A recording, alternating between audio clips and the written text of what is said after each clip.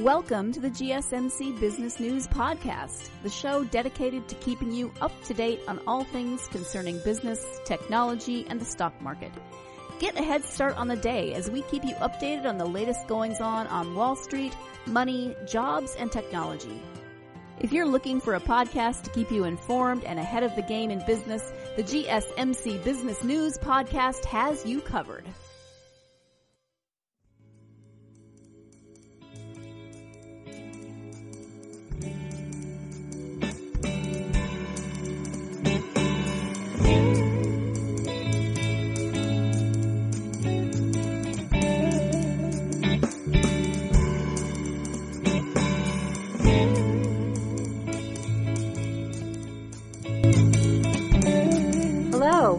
Welcome to the GSMC Business News Podcast, brought to you by the GSMC Podcast Network.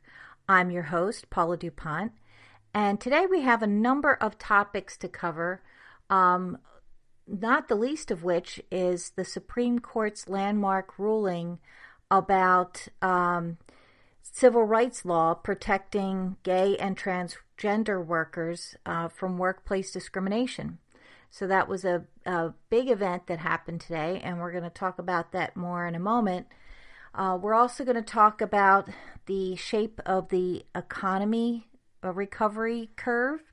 We're going to talk about the FDA approving a very unusual type of prescription to treat ADHD.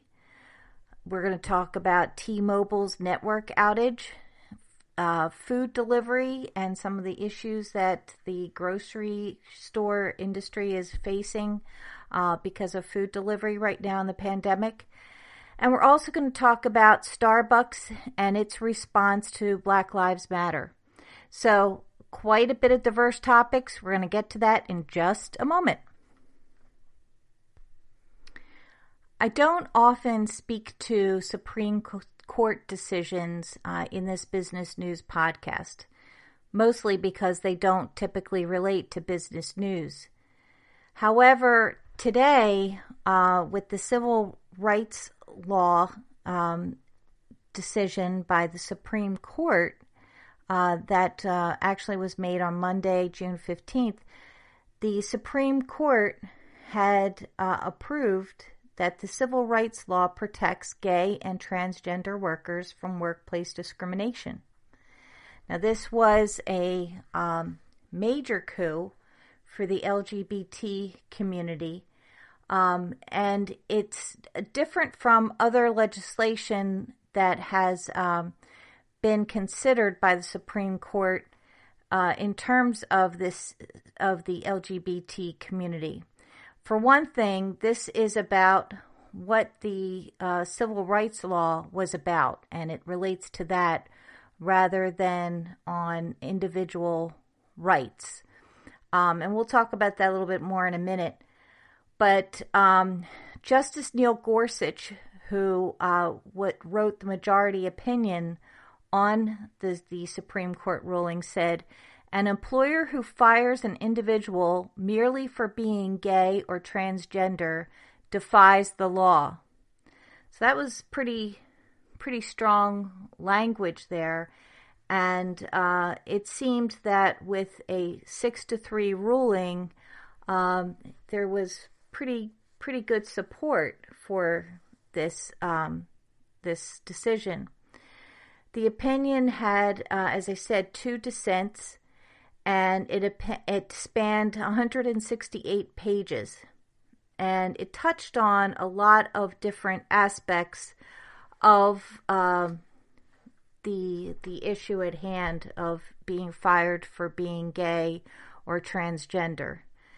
And up until Monday and that decision, it was actually legal in more than half of the states in this country to fire workers for being gay, bisexual, or transgender. Now, to be honest with you, and perhaps this just shows how naive I am, I did not know you could be fired for being gay, bisexual, or transgender. I thought that was already covered by the civil rights law with the the clause about not being discriminated against because of sex. And, I took that to mean whatever your sexual preference was and however it is that you identify yourself. But therein lies what the rubbing point was for the Supreme Court, was in how that was interpreted.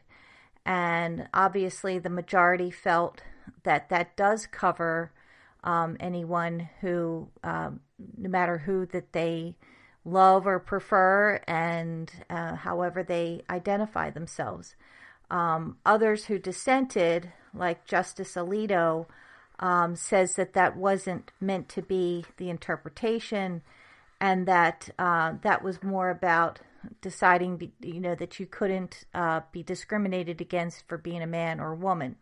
So, anyway, as I said, I was naive. I thought that was already the case, but apparently not. So, strangely enough, we had back in, I think it was 2015, when the Supreme Court ruled that it was a constitutional right to have same-sex marriage. So that was something that actually was expected to be more difficult to have approved than workplace discrimination. But go figure, it's taken 5 more years to get that approved, or that decision by the Supreme Court. So it's a situation where somebody, the way that the law was up until it changed on Monday, an employee who married a same-sex partner in the morning could be fired that afternoon just for being gay. Now, of course, even with this civil rights law encompassing this language, it does mean that if someone were to be fired for what they believe is because of their identity, their sexual identity, that they still have to prove that that's in fact why they were fired, just like any other discrimination case. And that's the tough part, because often employers who know that that's the law will find another way or another reason to say that that's why someone was fired. And it could be legitimately that is why they were fired, but it just makes it more difficult to prove when an employer is already anticipating that defense. This decision today by the Supreme Court follows a tradition of major rulings on discrimination that we've had in recent years and decades even, like the Brown versus Board of Education. That was the 1954 decision that said racially segregated public schools violated the Constitution. The Loving versus Virginia decision that was in 1967 that struck down bans on interracial marriage. And the Obergefell versus Hodges case in 2015 was a decision that struck down state bans on same-sex marriage.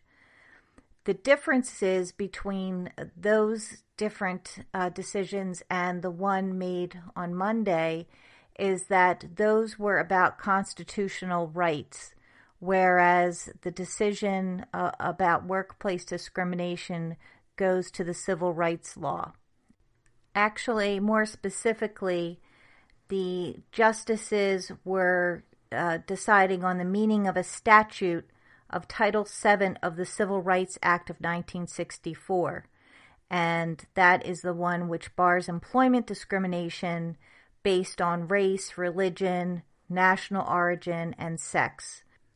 Now, the Supreme Court did acknowledge that their decision did not address all of the issues relative to sexual identity diversity in the workplace, issues such as preferred pronouns and how they're used and if they're used, and various other issues relative to this that could come up.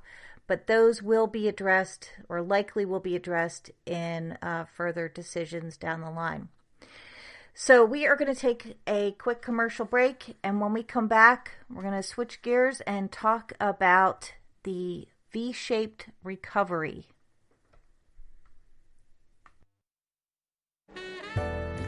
Are you looking for a podcast that gives you all of the latest news from the world of finance?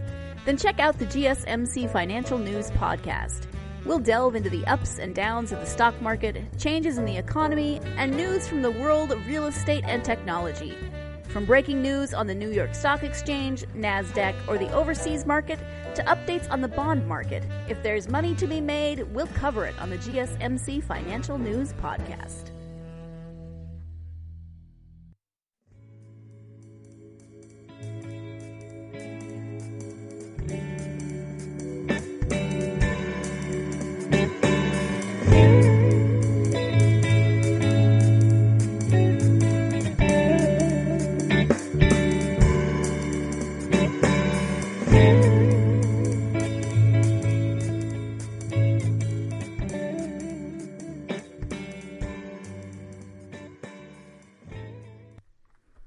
So let's talk economy and the recovery from the damage done by the COVID pandemic. And I'm using past tense as if we're out of it, and of course we're not. We're still deeply in it. But the recovery has already begun, the economic recovery that is.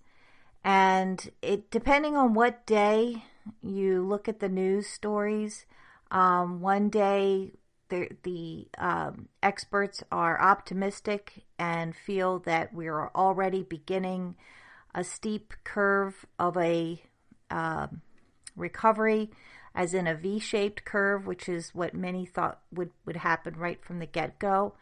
Along the way, there have been other experts who've said, well, things aren't recovering as quickly as we thought. It's going to take longer than we thought.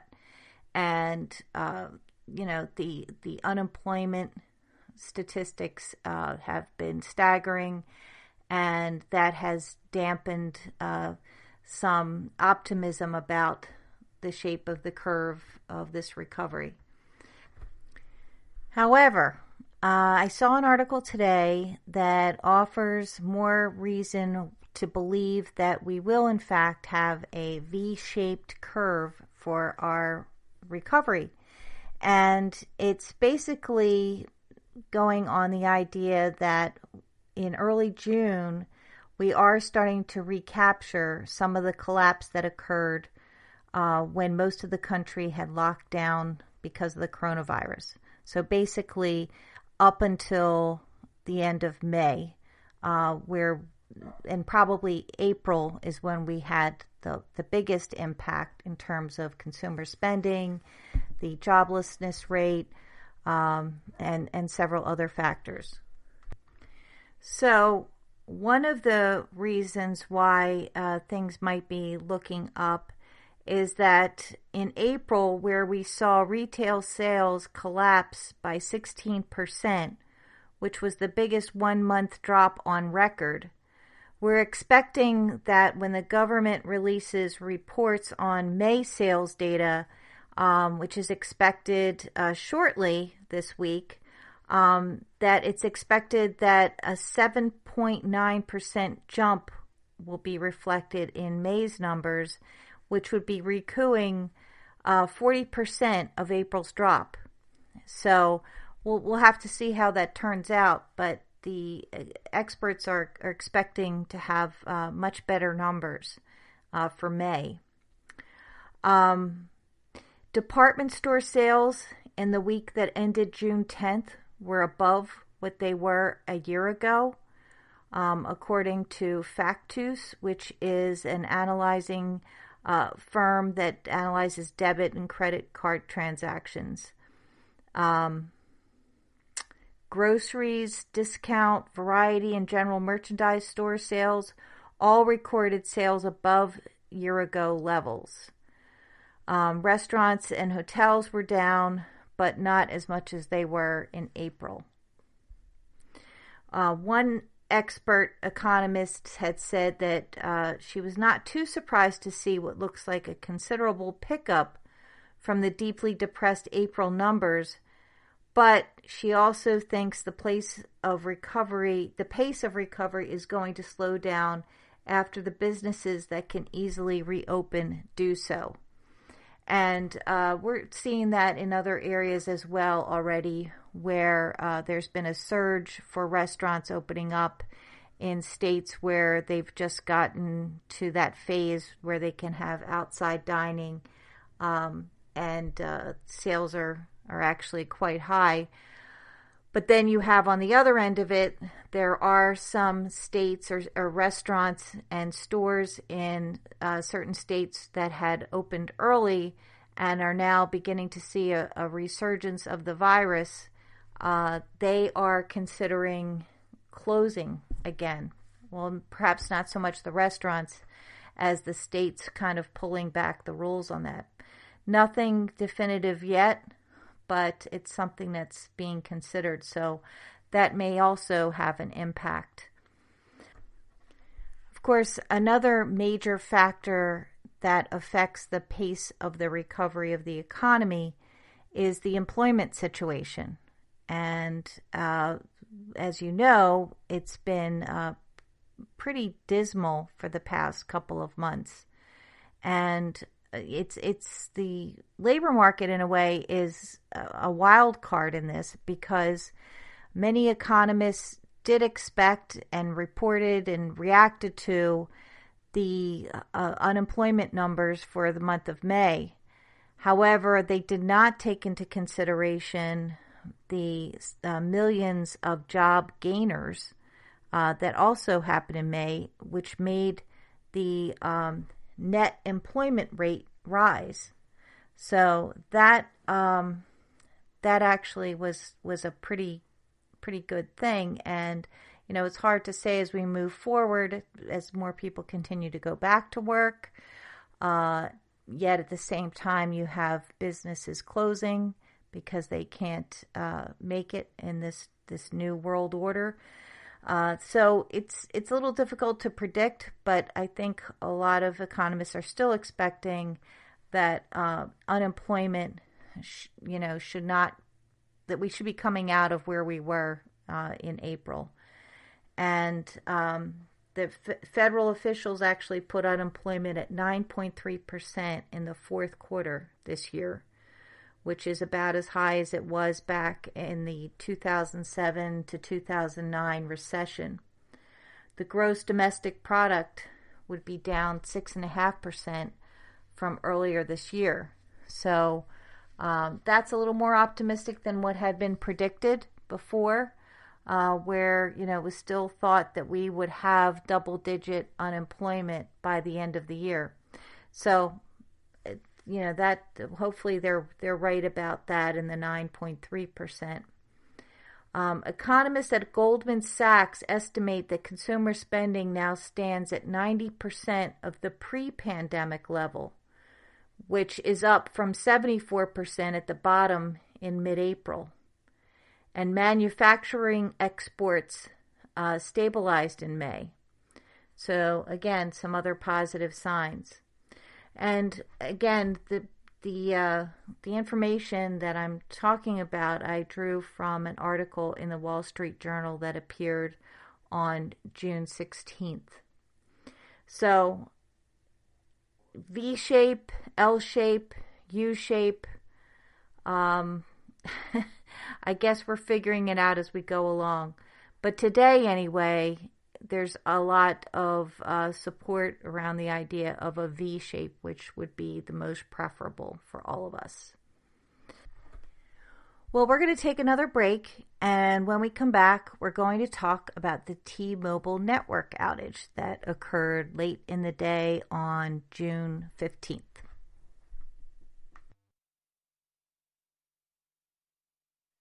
Do you work in the world of marketing and advertising? Are you a media buyer or the owner of an agency? Have you been looking for a podcast to help stay on top of all the goings-on of those worlds? The GSMC Marketing News Podcast is dedicated to keeping you up to date on all things concerning marketing and advertising. Get the latest marketing news, from what major businesses have planned for the coming year, to the newest trends in advertising, from podcasts, digital and streaming, to the old standbys of radio, television, and billboards. The GSMC Marketing News Podcast has you covered, whether you're a marketing agent or a business trying to expand your brand.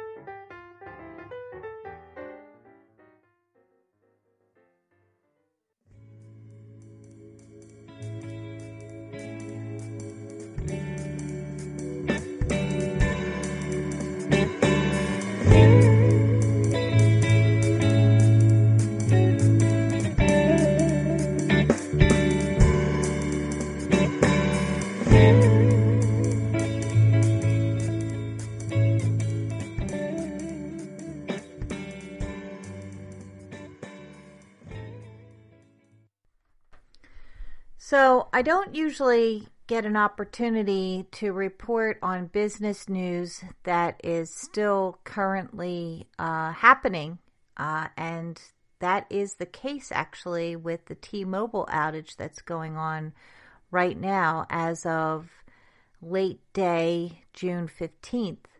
The outage occurred earlier in the day, actually late afternoon, and I don't think has been resolved yet. As a T-Mobile customer, I still am having difficulty with some messaging. Apparently, T-Mobile customers across the United States reported network outages that rendered them unable to make phone calls or access the internet. Other wireless carriers said the outages were disrupting connections to their customers who were trying to reach people on T-Mobile lines. So T-Mobile had issued a statement. Their Neville Ray, who is the president of technology, said, "Our engineers are working to resolve a voice and data issue that has been affecting customers around the country." The company later added that the outages are a result of a widespread routing issue affecting voice and text. A few hours later, Ray tweeted that data services are now available and some calls are completing. So apparently on Monday afternoon, the service tracking site Down Detector received more than 100,000 outage reports from across the United States. By evening, the numbers of reports had fallen to about 25,000. T-Mobile's outages may also be affecting some people's ability to call 911, according to a Twitter mention.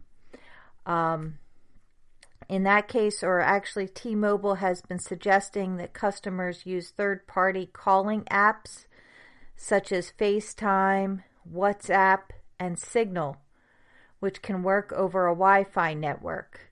And they were recommending doing that while they're trying to resolve this issue. So Down Detector, the site that I mentioned before that tracks service for cell phones, also logged thousands of reports of Verizon network outages Monday, but Verizon spokesperson said the reports were false. And Verizon said that any connectivity issues its customers are experiencing are a result of problems with T-Mobile's network. They went on to say that their network is performing well, and that they are aware, of course, of the issues with T-Mobile and with their customers needing to connect to others on T-Mobile. AT&T attributed any issues its customers had to T-Mobile's outages as well. Down Detector showed thousands of AT&T customers were also reporting connectivity issues. Down Detector also showed some outage reports at Sprint, which is in the process of combining its network with T-Mobile after the two companies completed a merger deal earlier this year. No real I believe Sprint and Consumer Cellular are also having some issues, or were having some issues. So, still a developing story, and if for those of you and me on T-Mobile, I guess we'll figure out when it's over or it's resolved, when we finally get all those messages that have been sent to us all day. And some of the ones that we've sent out will finally get out there. So, I'm not trying to editorialize, but you don't realize the vulnerability you have when you have an outage like this, and all of a sudden you're not able to get texts, and some things are missing. In fact, I wasn't even aware that my texts weren't getting out until someone had contacted me through Snapchat and told me about the outage and what was going on.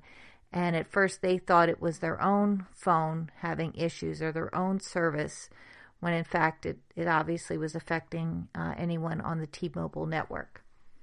So just a short little report on that, and we're going to take a quick break and come back for more information about the issue of food delivery for the grocery industry. Tired of searching the vast jungle of podcasts? Now listen close and hear this out. There's a podcast network that covers just about everything that you've been searching. Hey! The Golden State Media Concepts Podcast Network is here. Nothing less than a podcast bliss with endless hours of podcast coverage.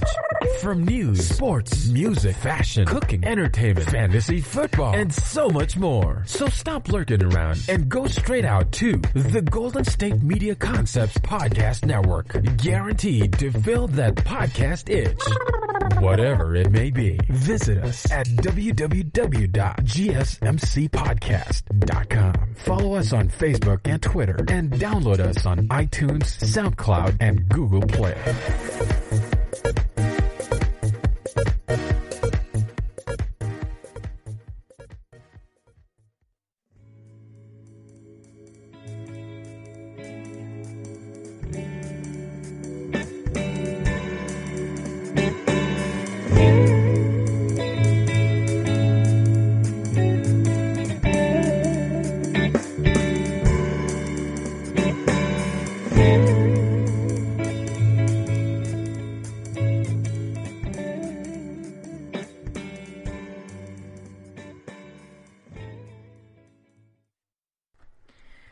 Grocery stores, like a lot of other businesses, have been noticing changes in consumer behaviors because of the pandemic. And while many grocery stores pre-pandemic had offered delivery services, many of them did not expect a lot of activity with them, and maybe did not even promote those services as much due to the expense, have obviously now seen a big uptick in people wanting to have their groceries delivered. In fact, I think many grocery stores were not prepared for the tremendous growth in delivery sales. One of the things that grocers have seen is that customers typically like to go in person to be able to pick out their produce and the items that they want, and sometimes will decide to buy things when they see them, as opposed to figuring out in advance with a list. But again, the pandemic has been a game changer and has forced many companies to look at how they were going to deliver groceries at a time when consumers were really panicked about having to go out in public. Many haven't figured out how to make this profitable, and that's where the rub is.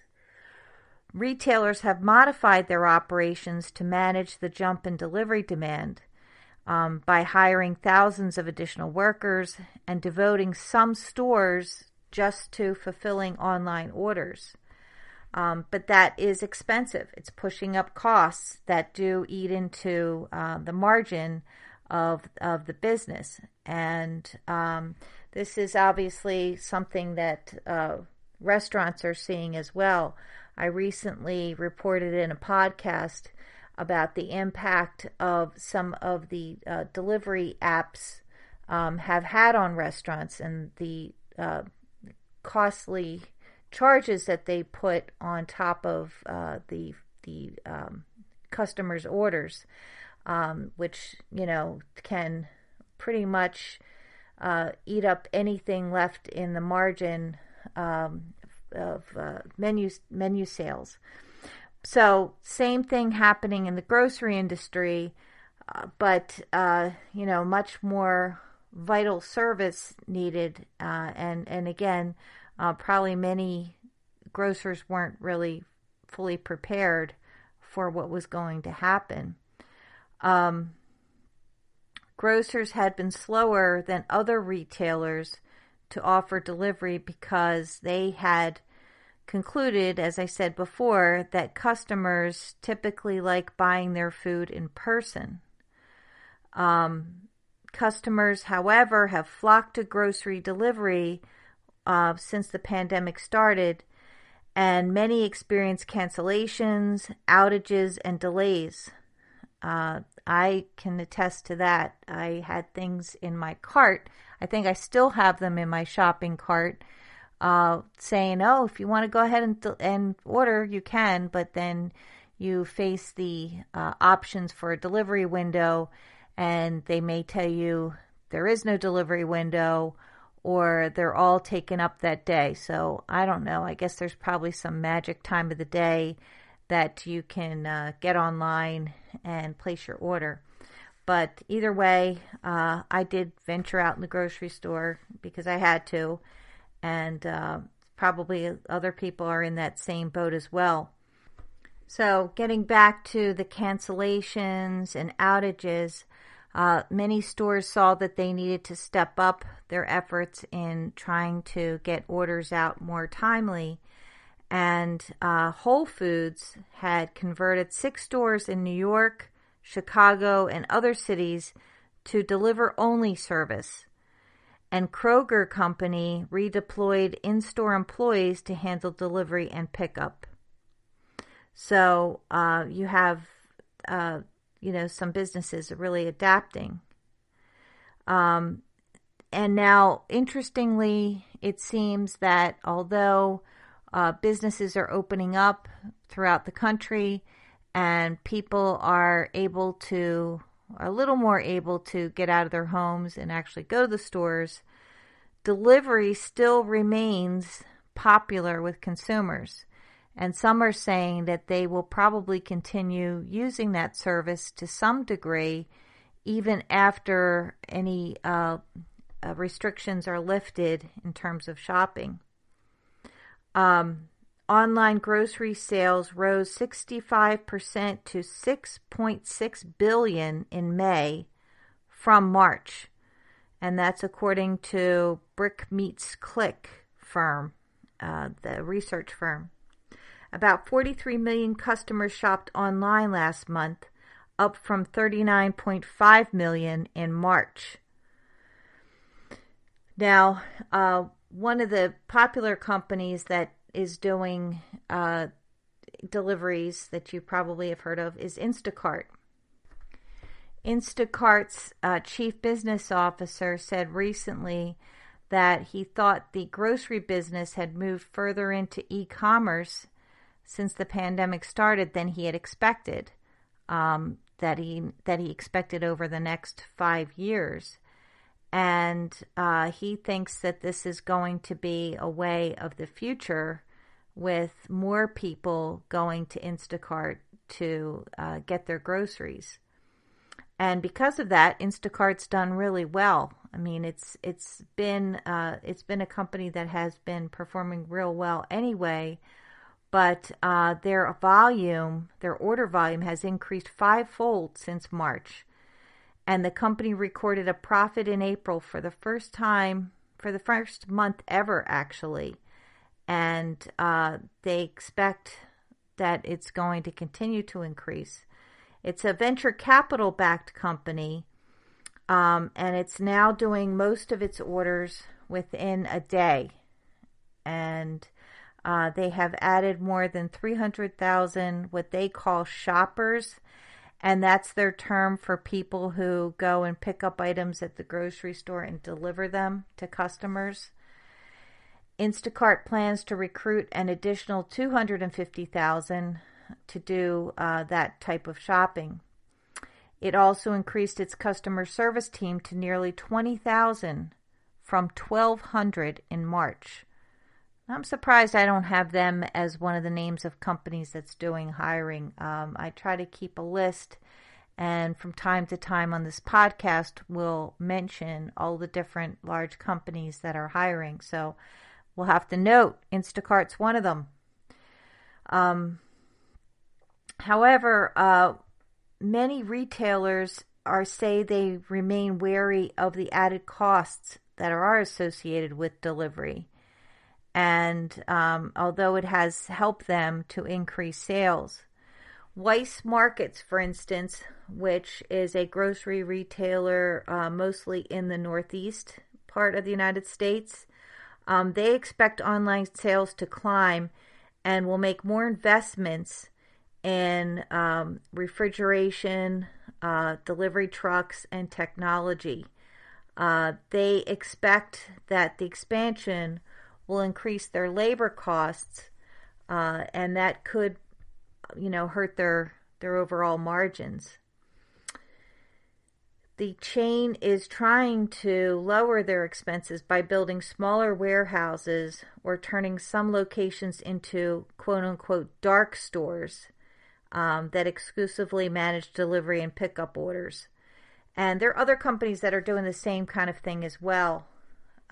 Albertson Company they were already building a network of small distribution centers, but they are increasing that currently. Bristol Farms, which is a California grocer, they have doubled their delivery business during the pandemic, and they are still considering what they will be doing post-pandemic. Mainly, again, because of the cost factor involved in that. Many chains are saying that they expect customers will keep part of their shopping routine even after the pandemic. So again, it's a new reality that I think a lot of the grocers have to deal with, is to find a way to offer delivery services that can turn things around within a day or so and can be profitable, or at least not be expensive to operate. So it is something that seems it's going to be around for a while. We're going to take another commercial break, and when we come back, we're going to talk about Starbucks.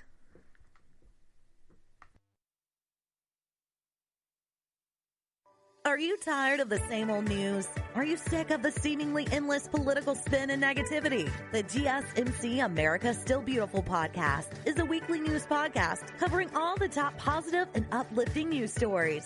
We cover stories that will inspire, uplift, and remind you of the good in the world. Tune into the Golden State Media Concepts America Still Beautiful podcast to get all the great and positive news stories of today. Download the GSMC America Still Beautiful podcast on iTunes, Stitcher, SoundCloud, Google Play, or anywhere you find podcasts. Just type GSMC in the search bar.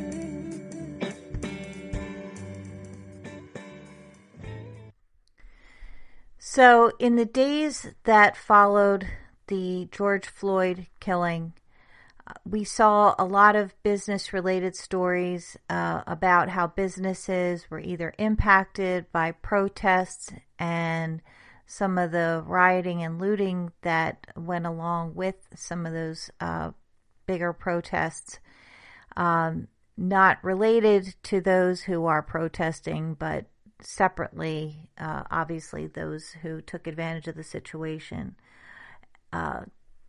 So we saw stories about how businesses were being impacted, but really more of the stories were about businesses, companies showing their support of the movement, of the Black Lives Matter movement. And companies continue to be more vocal and visual and also putting money behind their support of the movement. And we're continuing to see those things really across the board, pretty much everywhere, to the point where if a company does not address the issue, they stand out more, and that's probably more news than the other way around. Nonetheless, what makes news today related to this is it's not a huge story, but just kind of interesting in the fact that it's about Starbucks and how their position on Black Lives Matter has had them change their own policy, where up until just recently, as an employee, you could not wear something that showed any cause or anything that you supported personally, because they wanted to avoid any controversy with their customers or, anyone maybe taking offense. And so I didn't read where this was brought about by any issue that an employee had, but still, the idea that employees now at Starbucks can actually wear a shirt that says Black Lives Matter, which the company is printing up and handing out to all of its employees across the country. That is showing really demonstrably how they are supporting the effort and know that this isn't just another political issue or cause, that this is much bigger, and that's why they're behind, promoting that with their employees, with perhaps a little bit more of a statement than otherwise they'd be able to make. The company said it was going to distribute 250,000 T-shirts bearing the slogans including Black Lives Matter and "It's not a movement, it's not a moment, it's a movement." And as I said, they're going to hand them out to their employees across the United States and Canada. Starbucks baristas could wear their own attire in support of the social movement. So until they get the new T-shirts, they are allowed to wear their own shirts that say that. So I think what's makes this interesting, probably there are other companies that are doing something similar.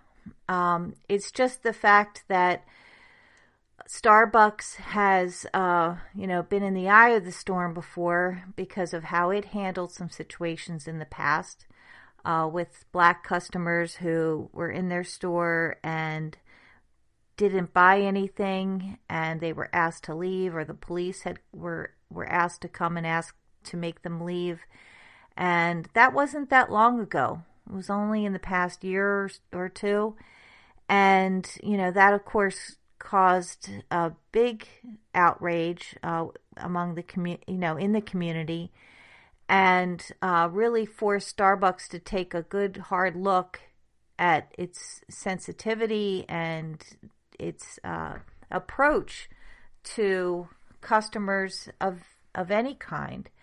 And so they did a lot of training with their employees across the country, and they really have, it appears at least, that they are trying to get ahead of it this time and not just be in a responsive position, but actually, be out there proactively in support of this movement to show the earnestness behind their own change of heart that they've had. I guess they had their own wake-up calls, basically, from what the experience that happened a year or two ago.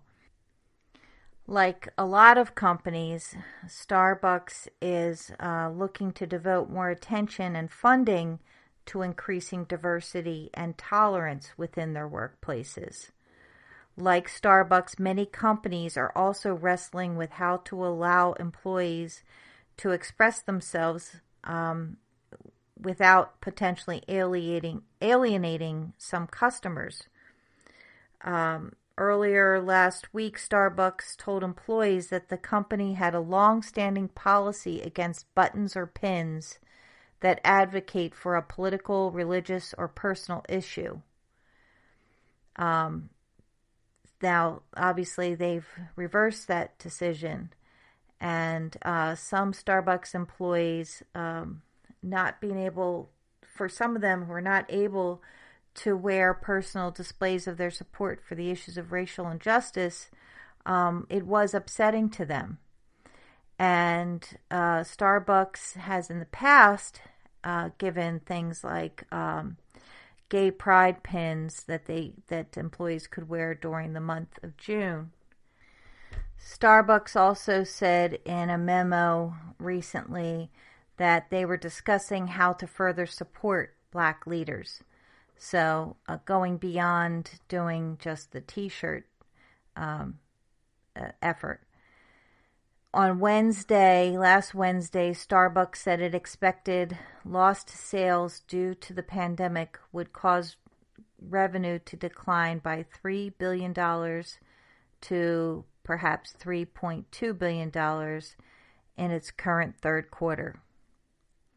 So that's just to give a little bit of context, I guess, for how they're doing sales-wise, which is probably pretty indicative of the overall industry. But right now it seems that they know where their priorities are, and they are stepping up. At least that's what it appears to be. So anyway, that is taking us to our final segment of the podcast, which we're going to get to in just a moment after this commercial. But we're going to talk about a unique FDA approval, a prescription for children with ADHD. And I think you'll be surprised by what this prescription is. More on that in just a moment.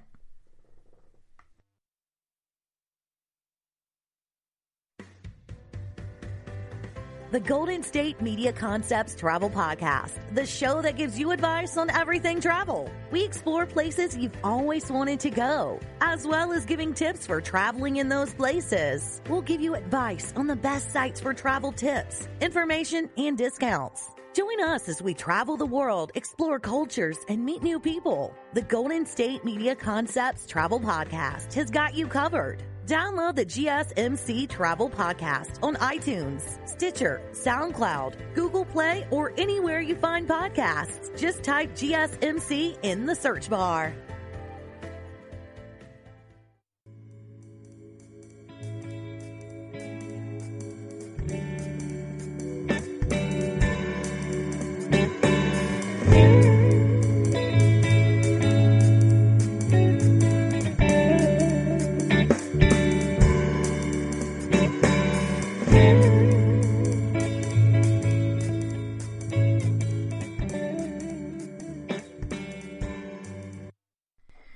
For this last segment of the podcast, I found this story that just thoroughly intrigued me because it's its own landmark kind of event, like I shouldn't put it in the same sentence as the Supreme Court landmark decision today, but nonetheless, it's a milestone that was a hit today. And that was that the U.S. Food and Drug Administration, for the first time ever, approved a video game as a prescription for treating attention deficit hyperactivity disorder in children. The FDA said on Monday, June 15th, that the game built by Boston-based Acoli Interactive Labs can improve attention function. The game that they had approved is called Endeavor RX, and again, it requires a prescription, and it's designed for children between 8 to 12 with certain symptoms of ADHD. There are all different types of symptoms that can be displayed with ADHD, and so this one addresses some of those. It's the first time that the FDA has cleared a digital therapy for improving ADHD symptoms, and it's the first time that the agency has ever authorized marketing of a game-based therapy for any condition. The FDA looked at data from multiple studies in more than 600 children.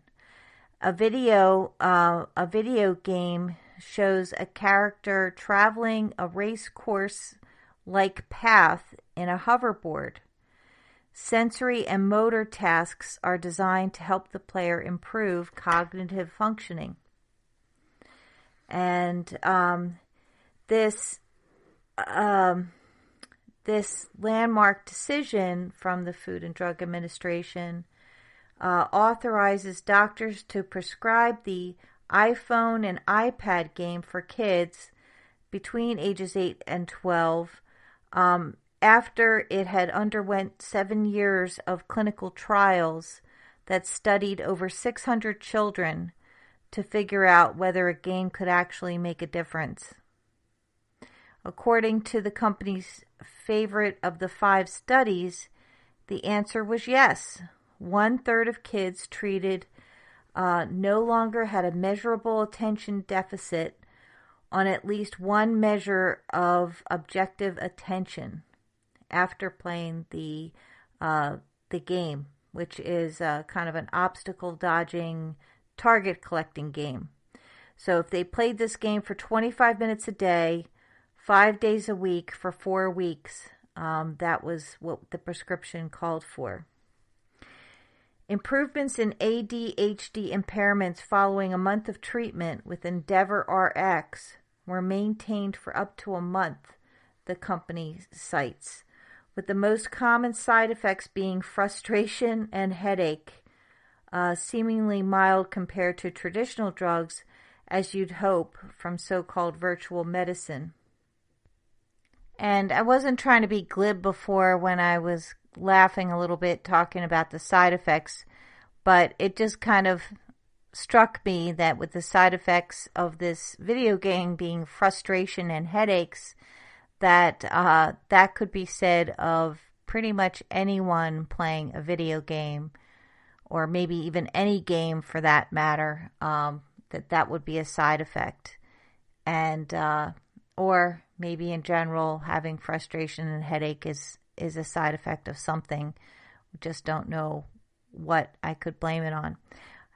Anyway, I digress. Now, according to TheVerge.com, the website where I saw this story initially and have since seen it on some other sites as well, but in the Verge story, they point out that some of the doctors, that there could be a potential problem of conflict of interest because some of the doctors who worked on the study work for the game's developer. And then that's in a disclosure that's at the bottom of the study that was done in defense of this game as a prescription.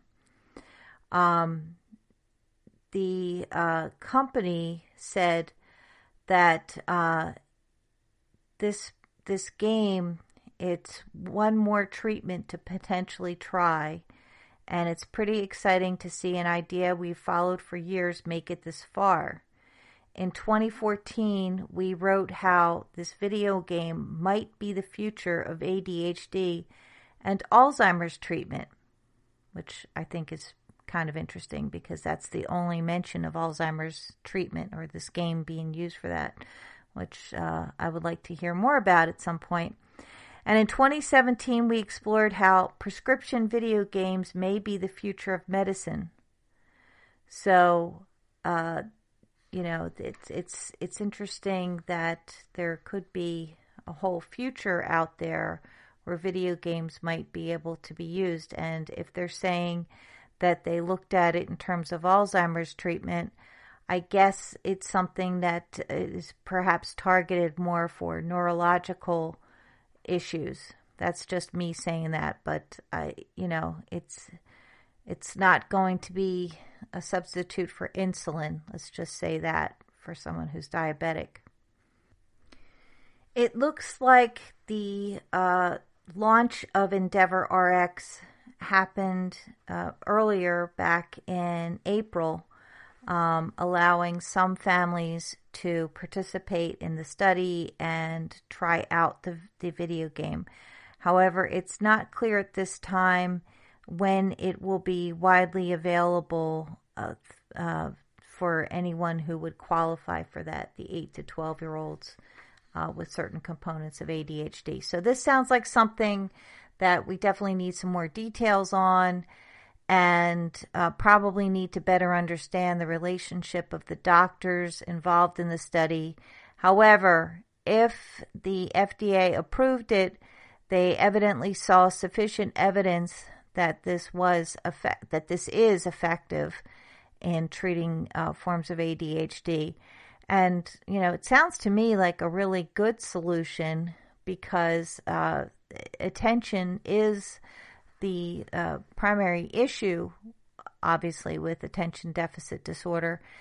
And having a child be able to focus and, funnel their attention through a video game would seem to me, a layman, like good therapy. So lots of promise there, and again, would be fascinated to see how you might apply that in treating Alzheimer's disease.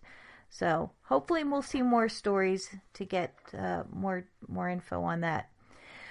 Well, that brings us to the close of the Business News Podcast. I want to thank you for joining me, and hope that you will again this week when we have our next GSMC Business News Podcast. Please go to wherever it is that you subscribe to podcasts and subscribe to this one. And also, if you're inclined, maybe leave us some feedback or likes on one of our social media channels, Instagram, Facebook, or Twitter. You can find us there under GSMC Business News Podcast.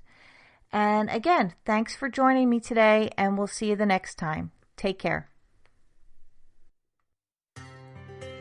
You've been listening to the GSMC Business News Podcast, part of the GSMC Podcast Network.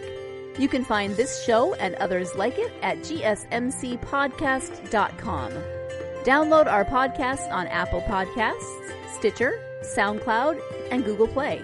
Just type GSMC into your favorite podcast app to find all of the shows from the GSMC Podcast Network. From movies to music, from sports to entertainment, from business news to weird news. Please subscribe to the podcast and follow us on Twitter and Facebook. Thank you, and we hope you have enjoyed today's podcast.